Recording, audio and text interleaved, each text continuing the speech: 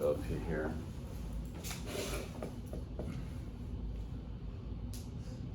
So what I mean by reset is this.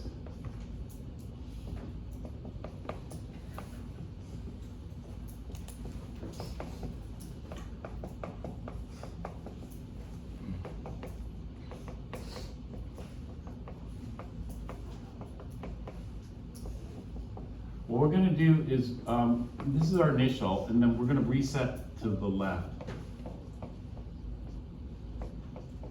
Everything, or as much as we can. And so this is gonna be minus y molar, minus y molar. And so I'm gonna have my new initial here. This is gonna be the reset initial from water. And y we're just gonna have is minus 1.0 times 10 to the minus 7 molar, minus 1.0 times 10 to the minus 7 molar.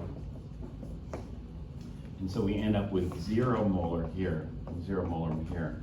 So I know that water, I can't, you know, what is this on? I can't prevent the water molecules from colliding. They're already collided. But what I'm gonna do is I'm just gonna push them all back, you know, hypothetically, just for the calculation. And so this will be the initial from the HCl, which would be 6.0 molar hydronium and 0 molar hydroxide.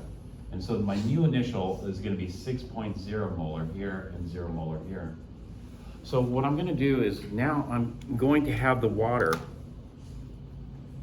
hydrolyze or autoionize, hydrolyzes itself. What's going to happen here is we're not going to get 1.0 times 10 minus 7 molar. We're gonna get a lot less. You know why we're gonna get a lot less? Because Kw is a constant here.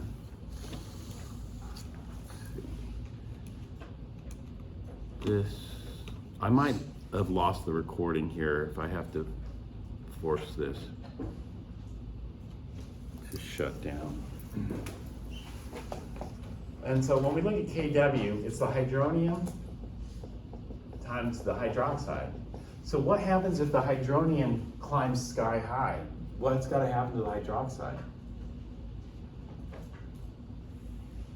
It's got to go way down. And so in other words, if I already have a lot of product to begin with, I don't need much reaction to get K. And so the amount is going to be, the change is going to be quite small. This is going to be plus X. Now a lot of people think that plus X is going to be 1.0 times 10 minus 7 molar. No, it's not.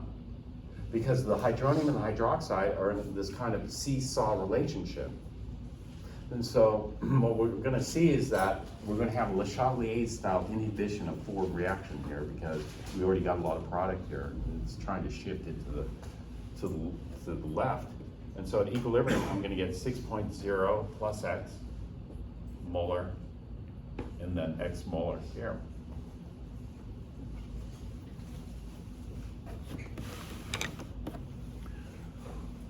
Okay, then we just solve for this. So we got 6.0 plus X times X. And I expect the change to be very small because Kw is 1.0 times 10 to the minus 14, which is very small. Well, it's small. Let's say small. It's quite small. Therefore, I'm going to use the SA for this. And 6.0 plus X is just going to be 6.0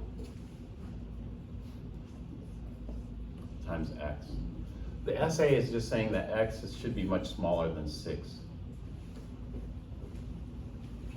And therefore, X is equal to 1 times 10 to the minus 14 divided by 6.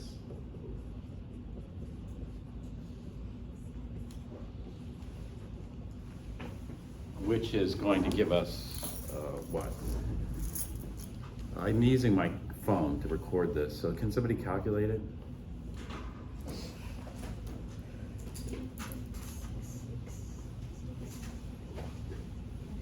1/6 is what, 0.2 times 10 to the minus 14, which would be 2 times 10 to the minus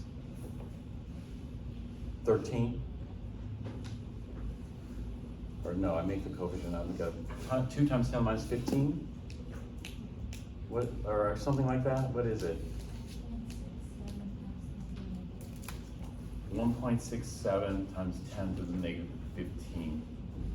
Did you round this? Yes. Don't round it yet. So what we're gonna do is we're just gonna call it 1.6. We're allowed 2 sig figs, so what I normally do to minimize round off error is carry at least 1 extra digit. And so I'm just gonna call this 1.66 times 10 to the negative 15.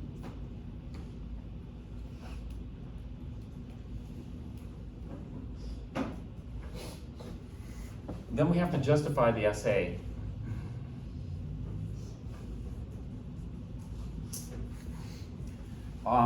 By calculating the percent change. The percent change has to be less than 5%. And so when we calculate the percent change, that's gonna be the change x over the initial 6. So that's gonna be x over 6.0 times 100%. Can somebody calculate this?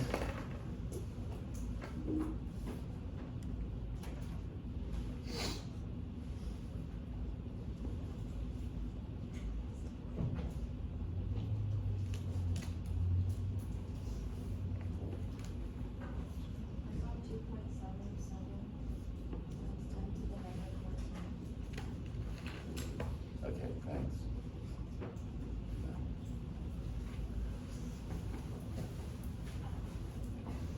That is way less than 5%. Much smaller than 5%. In fact, it's so small, I mean 10 to the negative 14, it's so small that I think this is, I'm gonna have very good confidence in this. I'm gonna have very good confidence in this. When I start to lose my confidence is as I get closer to 5. Let's say I'm at 4%, I'm gonna start thinking, oh, my calculation isn't gonna be as good. But still allowable, but not so great, you know? When I get to 5%, then I really start to worry, you know?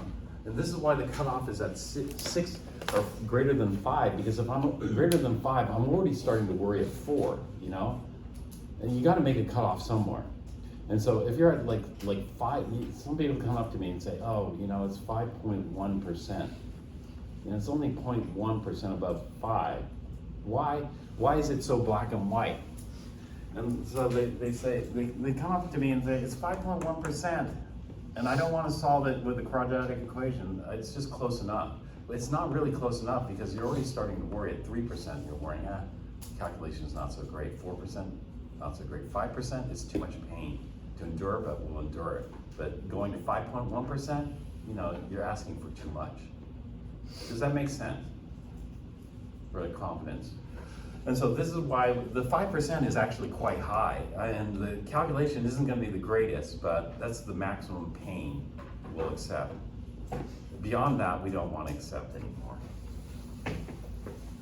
But this one's great because it's so small that I have great confidence that even if I use quadratic, I get the same answer. So this is going to be 6.0 plus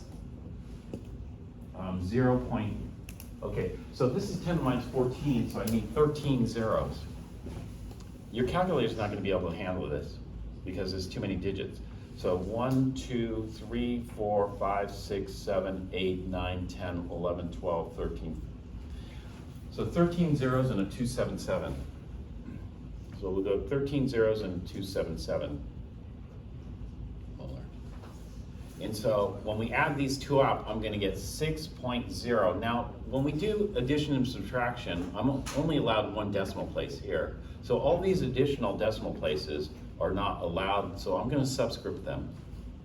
So that's 1 0, 2 zeros, 3, 4, 5, 6, 7, 8, 9, 10, 11, 12, 13, 2, 7, 7. Here's the sum change, not the x. Oops. Yeah, you're right. This is it.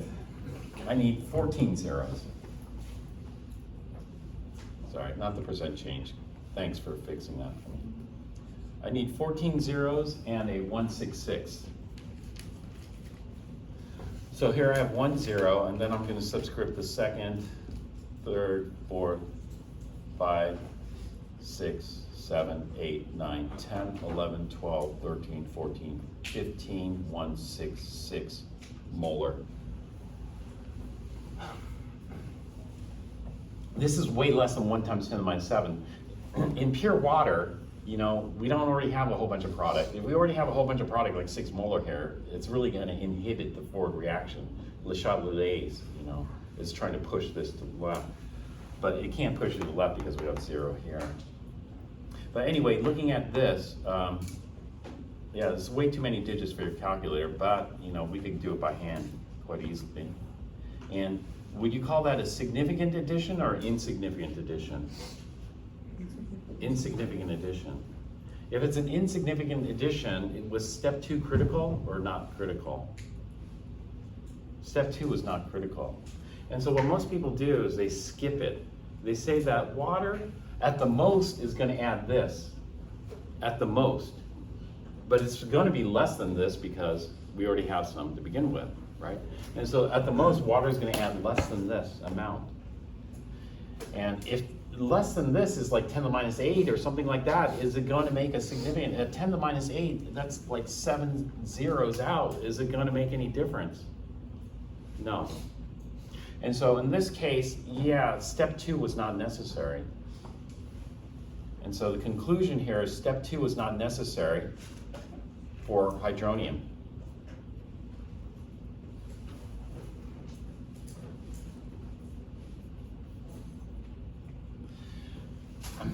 However, for hydroxide, we started off with nothing. And if you have nothing, then anything's better than nothing, even if it's just 1 drop, like 1 drop of water. I think, you know, it would be very valuable. And so for hydroxide, it's crucial. I mean, we're going to have 1.66 times 10 minus 15.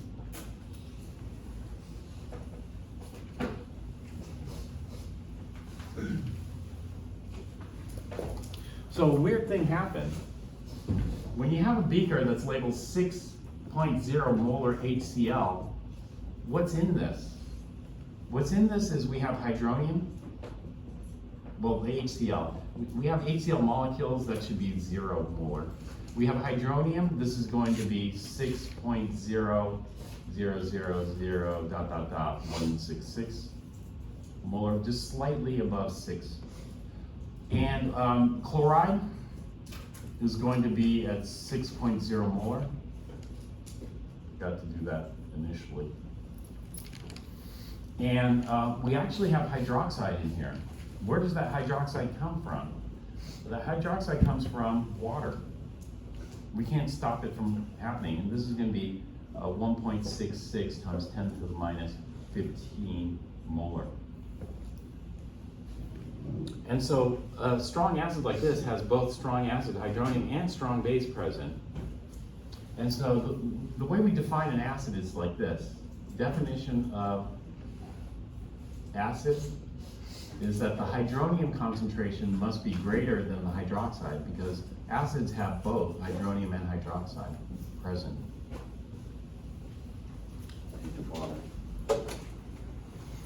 And so here it's negligible, here it's significant. Or maybe it's negligible, it depends on how you want to do it. But this is significant. And so this is what we're going to call the inventory of this solution.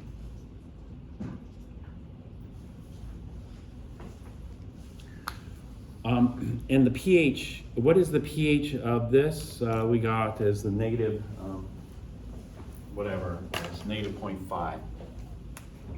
pH was equal to negative 0.5. This is a power function, so it was 0.57. We're going to round it to 2 sig figs. 2 sig figs.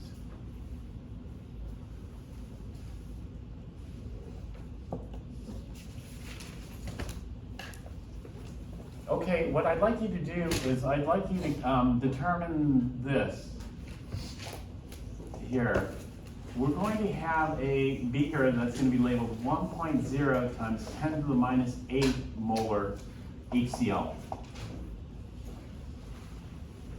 what is the pH of this? Do you know the pH scale? Some people will say the pH, the power of the hydronium concentration is 8. But they don't know the pH scale, because the pH scale is this. pH scale ranges from more than 14 to less than 0. But 7 is neutral. 14 is quite basic, strongly basic, we say. And 0 and lower, this is strongly acidic. So a pH of 8 places it into the moderately basic range, or weakly basic, actually, we'll call this weakly basic.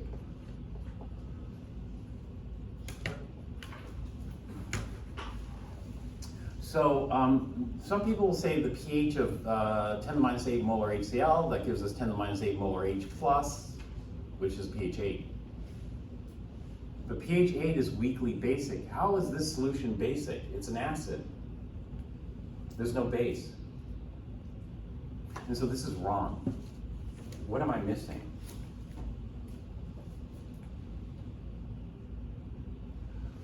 Well, do this calculation.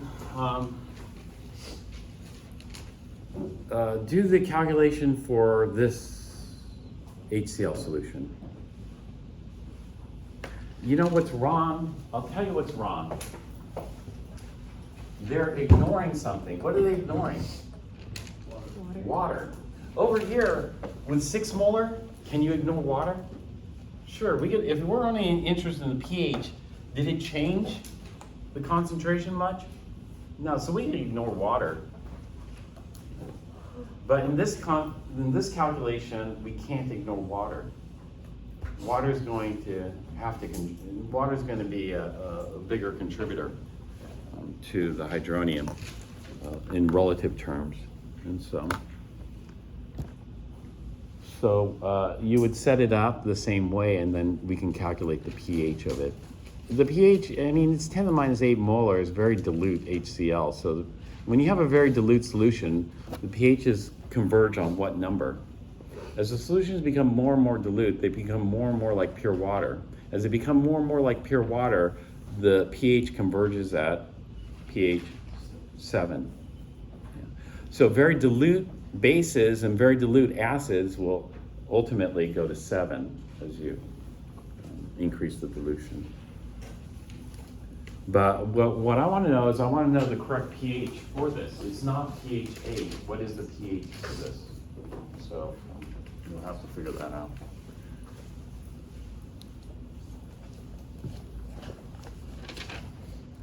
What time do we go till? 11. 11? Oh, we have 6 minutes. All right, why don't you work on this calculation now? And then K value is smaller, do you want us to find it? I'm sorry? Do you want us to find the K value, or are we assuming it's small? K value of what? The thing we're doing? Oh. K value is small. What K values do you need for this calculation? I don't know, maybe I'll. Well, when you get to there, let me know, and I'll tell you. But there's no, this K value here is small, but we don't use small. We use 1.0 times 10 to the minus 14. This is the K value. KW I want you to memorize at 25 degrees C. That's what I mentioned earlier. And also, the K values for strong acids are easy. What are the K values for strong acids? Very, very small. Not very, very small. Very large. When you have a K value very large, what does that mean?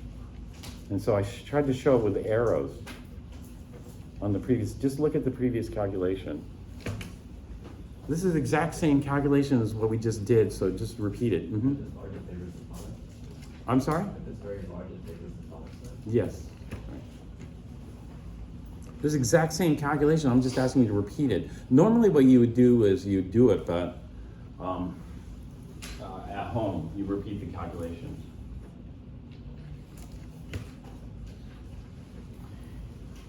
in this particular reaction, what percent, this is a question I ask often. What percent of the hydronium came from HCl and what percent of the hydronium came from water? So when you look at this particular problem, the percent that came from HCl is huge. It gives 6 molar. Whereas the percent that came from water is minuscule. Water barely gave any hydronium. Do you see that? And so the percentage is quite small of the hydronium from water. Is it going to be the same in this next example? You tell me. Look at, is water going to be a significant contributor or negligible contributor to hydronium in the? And so all you're going to do is just repeat the calculation we just did and then see how much hydronium comes from water. This is normally what I do. When I was a student, right after class, if they did calculation in class, right after class, I tried to repeat the calculation without looking at the solution, seeing if I could do it from memory.